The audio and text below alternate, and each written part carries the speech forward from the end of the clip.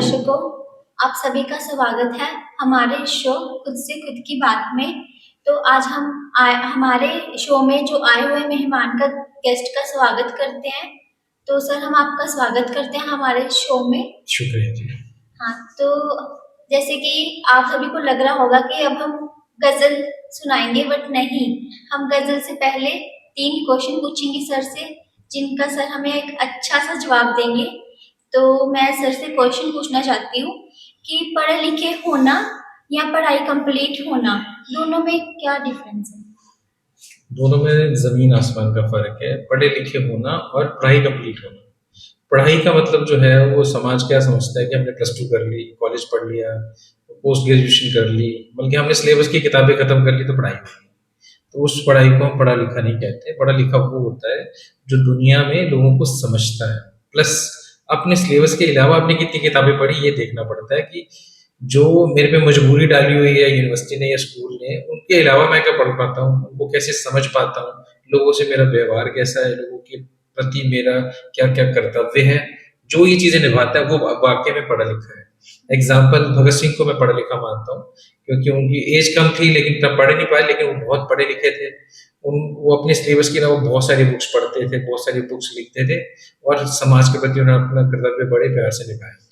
और ऐसे इंसान को और ऐसे ही लोगों की हमें बहुत जरूरत है समाज के अंदर, जो वाकई में पढ़े लिखे हों। सर, आपने बहुत अच्छे से डिफरेंस क्लियर कर दिया। तो मेरा नेक्स्ट क्वेश्चन जो है कि अगर हम कोई चीज़ खो देते हैं, तो उसको मतलब उसके खोने का दुःख कब तक मनाना चाहिए? देखो ऐसा है, कोई चीज खोई है कि नहीं खोई है वो आप पे डिपेंड करता है ना।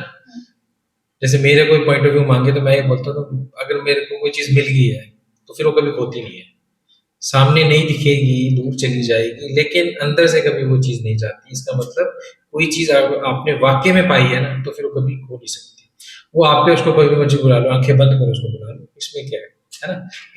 आप किसको बोलते हो पाना, यादों को ही बोलते हैं ना। आप किसी के बारे में सोचते हो तो इमेजिनेशन लेके आते हो, तो वो इमेजिनेशन आपको जोड़ते हैं उससे, है। और जब किसी को याद करते हो उसकी यादें आती हैं, तो असली चीज आपके पास हकीकत तो कभी भी नहीं होती है, हमेशा आपके पास इमेजिनेशन है, उसकी यादें हैं, तो वो तो कभी खो नहीं सकती, वो तो आपकी जायदाद है। तो हम नहीं बोल सकते कि वो कभी खोया है, ठीक है। तो उसका दुख मनाने की तो फिर नौबत ही नहीं आती, जब चीज ही आपके पास है ना। वो तो आप पे आप कभी मर्जी याद कर लो। बहुत अच्छा आंसर दिया। और जो मेरा लास्ट क्वेश्चन आपसे, कि जो हमें असली शांति मिलती है वो पूजा पाठ करके मिलती है या उस चीज की सच्चाई जानकर? जी, देखो पूजा पाठ जो है, मैं मेरा ये मानना है कि वो तो एक अंधविश्वास है ना। वो हमें किसी ने सिखाया कि ऐसे ऐसे करना है तो उसे शांति मिल जाती है ना। तो किसी की बताई हुई चीजों से आपको शांति कैसे मिलेगी, पहला क्वेश्चन तो ये है ना। दूसरा ये है कि हमें जब तक किसी चीज की सच्चाई ना पता लग जाए, हम अंदर से बेचैन ही रहेंगे, चाहे जो मर्जी हो जाए, है ना। तो बुद्ध भी, जैसे मैं बुद्ध को मानता हूँ, तो बुद्ध ये कहते थे कि हमें तर्कों पे जाना चाहिए, किसी की चीज के पीछे क्या लॉजिक है, क्या रीजनिंग है, उसको समझना बहुत जरूरी है। और ये नहीं कि उसने मेरे को कहा कि वहां मत्था टेक दो तो मुझे शांति मिल जाएगी, वो कभी नहीं मिलने वाली। तो सच्चाई से ही हमेशा शांति मिलती है। आप चाहे कभी भी आजमा के देख लेना, है ना। न्यूटन के सिर पे सेब गिरा तो उसने वो चर्च में कोई बेल बजाने थोड़ी गया या अगरबत्ती जलाने चला गया होगा। उसने उसके खोजा कि क्यों गिरा होगा एप्पल। जब उसने ढूंढ लिया इसके पीछे क्या प्रिंसिपल है, क्या सिद्धांत है, तब फिर उसको सुकून मिला होगा वाकई में मैंने इस चीज को ढूंढ लिया और इसका अंत हो गया, अब प्रश्न आगे नहीं रहा। हाँ, मतलब उस चीज की सच्चाई जानना। सच्चाई, हमेशा सच्चाई से ही शांति मिलती है। हाँ, जैसे किसी आदमी को ले लो, आपको डाउट है उसके बारे में कि पता नहीं क्या, जब उसके बारे में पूरा जांच लोगे ना, फिर आपको सुकून मिल जाएगा कि मेरे को पता चल गया कि असली क्या था, ठीक है। बहुत अच्छे से आंसर दिया आपने, है ना। काफी ज्यादा मतलब चीजें क्लियर हो चुकी है, मेरी भी और जो दर्शक हमें देख रहे हैं उनकी भी। और आई नो अब आप सभी एक प्यारी सी सुंदर सी गजल का वेट कर रहे हैं, तो आशा करती हूँ कि सर आपको एक सुंदर सी गजल सुनाएंगे। जी जी, सुंदर सी गजल सुना। गजल है हमारी, ये है कि समाज के बारे में, कि हम लोग ना आजकल समाज में क्या चीजें नहीं हो रही है, उसी को लेके गजल है।